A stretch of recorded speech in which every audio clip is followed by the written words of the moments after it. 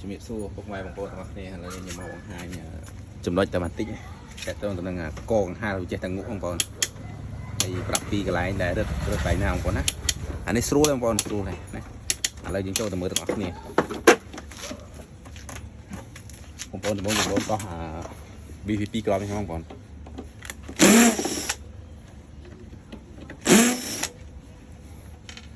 ប្រកមកបងប្អូនលើកវាមកនេះបងប្អូនឃើញវាខាងក្នុងហ៎បងប្អូនរត់អាកហ្នឹងបងប្អូនរត់ប្រឡងវាចូលថែមនេះរត់វាតឹងទៅរត់វាតឹងណែនទៅវានឹងលេងងក់ហើយបងប្អូនណាអាហ្នឹងគឺតិចនិចដែលរត់កកកុំឲ្យវាងក់ហ្នឹងបងប្អូនអញ្ចឹងបងប្អូនត្រូវរោមលេតក៏បានស្អីក៏បានដើម្បីចាប់ឲ្យជាប់ព្រោះពីមូលទៅបើទាំងអស់អញ្ចឹងបងប្អូនធ្វើឲ្យខ្ញុំនេះមក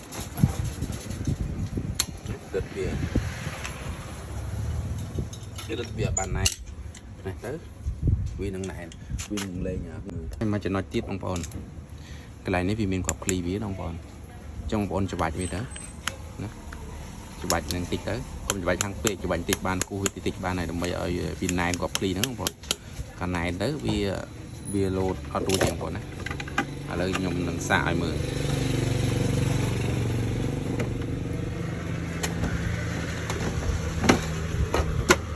បងប្អូនណាតែវាលេងងក់បងប្អូនណាវានៅជាប់ល្អមកហ្នឹងគឺរត់តែប៉ុណ្្នឹងទៅហើយបងប្អូនចាប់វាទៅព្រោះអាសេរីក្រោយហ្នឹងគេច្រែងវាធ្ងន់ណាព្រោះអាសេរីមុនគេច្រែងវាអត់សូវធ្ងន់ទេអានេះគេច្រែងក្រាស់